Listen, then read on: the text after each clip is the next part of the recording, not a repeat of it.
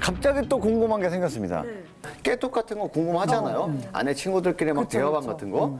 딱 들어가서 봤는데 갑자기 내 욕을 엄청 하는 거야. 뭐라고 욕했는데요? 아주 심한 말을 했죠. 인신 비하부터 능력까지 없다고 하면서 그러면서 상대랑 막 비교하면서 젊은 총각이랑 너무 힘드셨겠다. 아 저기요 제 마스터님 제 사례가 아니고 제가 지금 몰입해서 연기를 하는 것 뿐이죠. 예. 그럼 요런 사례 이거 내가 법적으로 고소할 수 있나요 없나요? 명예훼손이나 뭐 이런 걸로 명예훼손 할 수 있죠. 할 수 있나요? 할 수 있어요? 명예훼손이 될 수도 있고 모욕이 될 수도 있어요. 아 모욕까지요? 능력이 없다는 좀 사실인 것 같아서 그건 명예훼손으로 가져요. 안 되는구나. 친정 가족들한테 할 때는 퍼져나갈 일이 별로 없죠. 친정 가족들이 굳이 또 내 사위까지 이렇게 나가가지고 내 딸이 그러는데 우리 사위가 능력이 없어서 내 딸 인생 망했대 이런 말 잘 안 그렇지, 하잖아요. 창피하니까. 그러니까 그럴 때는 명예훼손이 안 돼요. 퍼져나갈 일이 별로 없어요. 가족들끼리 있을 때. 근데 친구들이랑 단체 채팅방. 네, 세 명만 있어도 가서 얘기할 수 있잖아요. 한 커뮤니티에 남편이 출산한 아내를 뒷담화한 내용이 올라와서 화제가 됐었습니다. 함께 보시죠. 남편이? 어머. 아, 이거 왜 그래? 저건 아니지. 너무한다. 좀 너무했다. 좀 너무하네요. 진짜요? 도가 지나친데 읽어보면 몸이 다 터서 못 봐주겠다. 징그럽다. 가슴도 쳐졌다. 야, 이게 진짜 실화라고 믿겨지지가 않네요. 제가 볼 때는 만약에 이 단톡방에서 여기 있는 사람들이 이 아내를 아는 경우라면 그럼. 사실 신체를 상상하게 하잖아요. 그리고 이걸 우리가 봤을 때 충격뿐만이 아니라 전 이건 성폭력이 아닌가 싶어요. 이거는 당연히 뭐 명예훼손, 모욕 이런 거다 당연히 있는 거지. 특히 단톡방은 친구들끼리 있는 방에서 이거 비밀이니까 아무도 모르겠지라고 얘기하면서 실제로 처벌된 사람들이 많아요. 그리고 명예훼손 같은 경우가 예전에는 벌금으로 끝나는 경우들이 많았는데 최근에는 징역도 나오거든요. 이혼 사건에 많은 수가 이런 휴대전화를 통해서 일어나는 경우가 있거든요. 예컨대 뭐 부정행위가 뭐 걸린다든지 뭐 저희가 했던 사건 중에 남편이 지금 아내가 자신 욕한 것들을 좀 알아야 됩니다. 특히 시댁에 대한 욕을 한 것들을 알게 되고 그게 이제 시작이 돼가지고 다툼이 되고 이혼을 하게 됐습니다. 그 지혜 씨 같은 경우는 조심을 해야 돼요. 왜요? 제가 봤을 때는 뒷담화를 안 하는데? 카톡은 안 하는데 직접 얘기를 해버리죠. 직접 많이 하죠. 앞담화를. 똑같이 초코 아이스크림을 먹어요. 그럼 저는 하나도 안 흘리는데 우리 남편 늘 흘려요. 저희는 주도권의 주자도 꺼내본 적이 없는데 그냥 자연스럽게 전 삶이 좀 편안합니다. 남편은 주도권이 없이 태어나신 분 같아요. 본인도 호의호식 하시려면 에피소드를 줘야 되거든요. 그렇지, 그렇지. 저도 먹고 살려면 또 에피소드 풀어야 되고 해서 본인이 그런 걸 좋아합니다. 근데 그런 생각은 들어요. 이제 부부 사생활의 경계를 정해놓은 게 이게 좋은 건가? 경계를 정해놓는 게 좋다고 봅니다. 이게 왜냐하면 사실 우리가 무단으로 휴대폰을 풀어본다든지 한다는 건 그냥 법적인 문제가 아니라 감정 침범이에요. 그리고 신뢰에 대한 침범입니다. 근데 이 휴대폰을 그냥 무단으로 본다는 얘기는 뭐냐면 첫 번째로 저 사람이 나를 믿지 못한다는 첫 번째 행동이고 두 번째로는 그걸 통해 가지고 내게 생겨난 감정적 상처. 오히려 경계가 분명하지만 이 경계를 서로 지켜주려고 하는 노력이 있는 부부가 사실 괜찮은 부부고 똑똑한 부부인 거죠. 엄밀히 말하면. 자, 부부의 사생활에 대해 저희가 지금 얘기를 나누고 있는데요. 부부의 사생활에 대한 이 경계가 모호할 경우에는 문제가 생기기 마련입니다. 서로의 사생활을 존중하는 부부에게 문제가 생겼다고 하는데요. 자, 과연 어떤 일인지 함께 만나보시죠. 뭐 전형적인 이제 남편들의 어떤 주말. 그래 한심해 보여요. 저렇게 누워 있으면 움직여야지.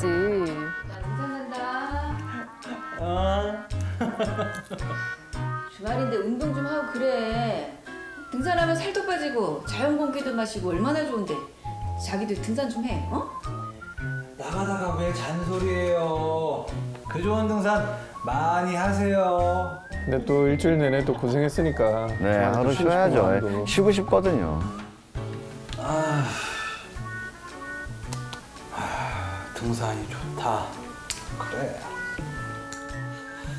등산이 좋다.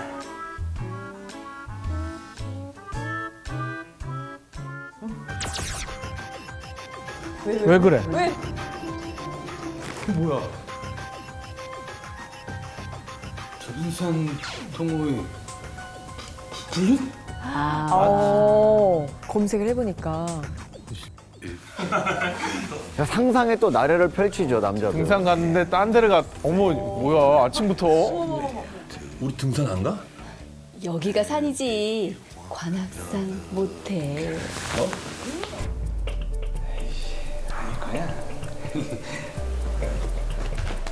갑자기 이제 전화해보죠. 확인하는 거예요. 기태야, 너 등산하지? 이렇게 바람피 맞냐? 불안초죠, 불안초죠. 아, 그럼 같이 갔으면 됐지. 가서 따라가지 그냥. 그러니까.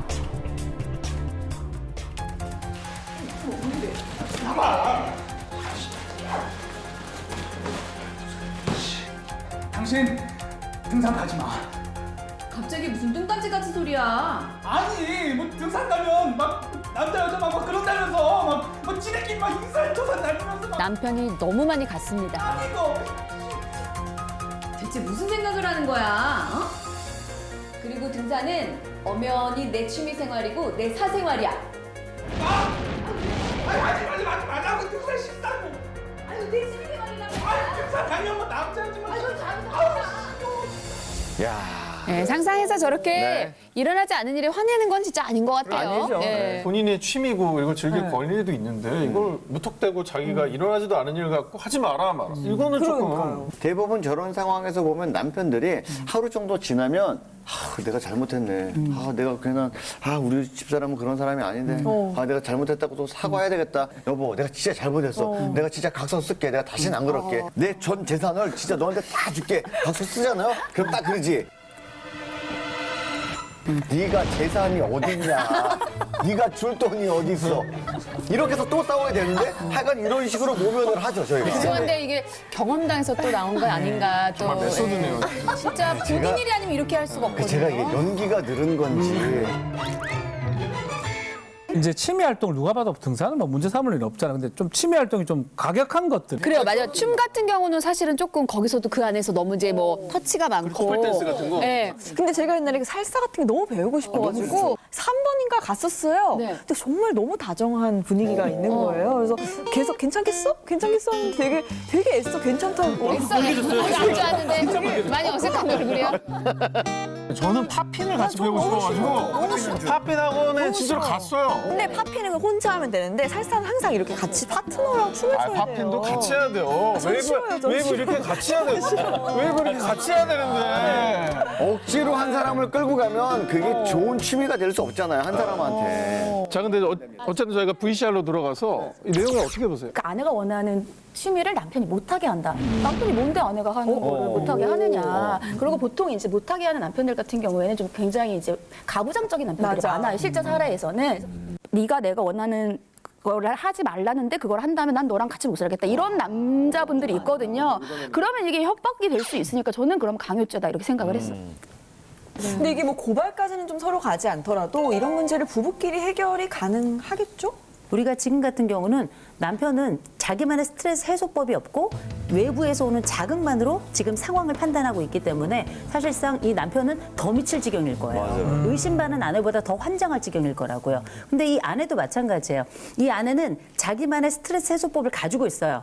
그게 바로 뭐냐면 등산이었어요. 그러면 갔다 와서 난 어떤 일이 있었고 이런 일이 있었고 이런 것들을 주기적으로 얘기를 했었다면 이런 의심은 최소화됐을 거라고요. 이 부부는 기본적으로 말을 곧 건강한 대화를 하지는 않는 부부였던 거죠. 그래서 금슬 좋은 부부들은 공통점이 있더라. 혹시 그 공통점 뭘까요? 금술 좋은 거 대화가 잘 통할 것 같아요. 대화가 잘 통한다. so good. 공감을 해준다. 공감을 해준다. 그래서 우리가 많이 들었던 말 중에 뭐가 있었어요? 그랬구나 이런 말 하잖아요. 그러니까 요거는 반응적 단어고요. 입장을 바꿔놓는 거는 내가 만일 당신이라면 역지사지가 된다는 거예요.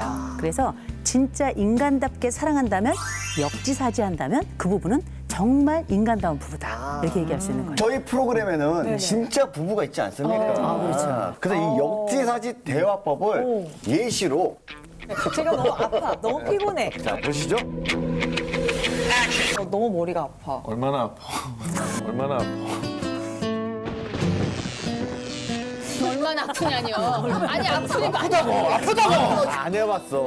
안 해봤어요 진짜. 연 안 해본 게 티나요. 저는 성격상 이렇게 아프면 최고의 명의를 찾아보죠. 그렇지, 그럴 것 같아. 가장 최악은 또 아프냐? 그것도 안 돼. 그리고 이제 두 번째는 약간의 걱정이 섞여 있는 듯한 말투로 야 작자가 팔아. 작자가 팔에 걱정이 들어있어요? 잘 찾아봐야 돼요. 아팠으면 하는 말. 잘 찾아보면 있어요. 네. 안 아팠으면 하는 말. 네, 그다음에 세 번째에 해당되는 게 뭐냐면 또 아프구나. 요것만 해도 나쁘지 않아요. 대박인데? 아픈데? 아프구나. 그러니까 제가 바로 그거예요. 이게 무슨 이야, 말이냐. 아프네. 아프다고 그러는데 아프구나. 어조라는 게 있잖아요. 아프구나 이게 있고 아프구나 이거 다르잖아요. 그런데 이거보다 베스트는 뭐냐면 약 사다 줄까? 입장을 바꿔놓고 내가 이 사람이라면 뭐가 필요할까? 이 생각을 한번 해본 거예요. 거기서 아플 때 하지 말아야 될 얘기가 힘들어? 지쳤어? 넌 지치면 안 돼. 지금 지칠 때가 아니야. 지금 해놓은 게 아무것도 없어. 청대현 씨의 방법은 정말 놀랍게 너무 기가 막혀서 사람을 일으키는 힘이 있는 것 같아요. 근데 궁금한 게 백년해로 하는 그 부부의 궁합. 궁금해요. 궁금해. 있어요? 백년해로 하는 궁합은 있죠. 서로 간에 이제 기질도 맞아야 되고 성향도 좀 맞아야 되는 부분이 있는데 그 전에 두 MC분의 궁합을 좀 먼저 봤습니다. 네. 일단 봐야 될 게 이제 오상진님 같은 경우에는 이제 처자리를 먼저 봐야 되는데 처자리에는 어머님 같은 여자가 좀 들어와 있어요. 그래서 약간 여자에게 조금 의존해야 되고 좀 의지해야 되고 따뜻함을 느껴야 되는 부분이 있는 거예요. 맞네. 오상진님 같은 경우는 자기 여자에 대해서 굉장히 잘해주고 아끼고 보살펴주면서 모든 사랑을 줄 수 있는 그런 남자는 아닌 거죠. 오히려 조금 기대고. 모든 사랑을 좀 줘요. 오상진 씨 기대면서 사랑도 주면 좋지. 아니, 저도 저를 잘 몰랐나 봐요. 김소영님 같은 경우에는 남편 자리를 보게 되면 내가 가정의 주도권을 쥐고 잡고 흔들어야지 만족하는 스타일이거든요. 제가요? 약간 지배하고 장악하는 엄마로서의 역할을 할 수 있고 따뜻한 정을 줄 수 있다면 이 남자는 기대 볼 수 있다. 이런 궁합이라고 볼 수 있어요. 앞으로도 열심히 보자 하겠습니다. 잘 기대시길 바랍니다. 자, 그렇다면 일반적으로 백년해로 하는 궁합, 이것도 좀 궁금하거든요. 여자가 쥐려고 하면 남자는 공처가 라거나 맞춰주는 애처가적인 성향이 있으면 좋다. 이렇게 볼 수 있는 게 이제 첫 번째라고 볼 수 있고요. 두 번째 얘기할 수 있는 것은 이제 소통이에요. 한쪽도 그런 성향이 없다면 약간 겉도는 궁합이 되기가 쉽거든요. 근데 두 분에게는 이제 김소영 님이 그런 것들을 가지고 있으니까 이제 좋다. 아유, 결혼 잘했네. 축하해요. 저희가 제일 가까우면서도 제일 먼 것으로 느껴질 때가 있는 게 부부인 것 같습니다. 부부끼리의 적당한 거리두기 그리고 사생활 존중도 참 필요할 텐데요. 부부 사생활에 대해서 우리 탑마스터들의 한마디 들어보도록 할게요. 사생활은 반드시 존중이 돼야 된다라고 말씀드리고 근데 너무 존중하다가 멀어지면 안 되니까 적당한 거리에서 존중하고 배려하고 공감해야 된다. 그 사생활 보호를 위해서는 타인의 존중이 필요한데 내 배우자를 존중하는 먼저 선행해야 될 건 뭐냐? 나에 대한 돌봄이 먼저 선행돼야 된다. 함께 가정을 일구는 사람으로서 앞을 바라보면 서로의 그런 사생활 침해는 없을 거다 이런 생각을 합니다. 맞아요. 성대현 씨도 우리 부부 중에도 가장 또 선배시고 하니까. 제가요? 그러니까 서로 이제 맞춰가는 건 없는 것 같아요. 100% 져주는 게 넌 마음이 편하고 맞다고 봐요. 그럼 싸울 일이 절대 없더라고요. 그래서 아직까지도 한 번도 안 싸우고 아마 죽을 때까지 싸울 일이 없을 거예요.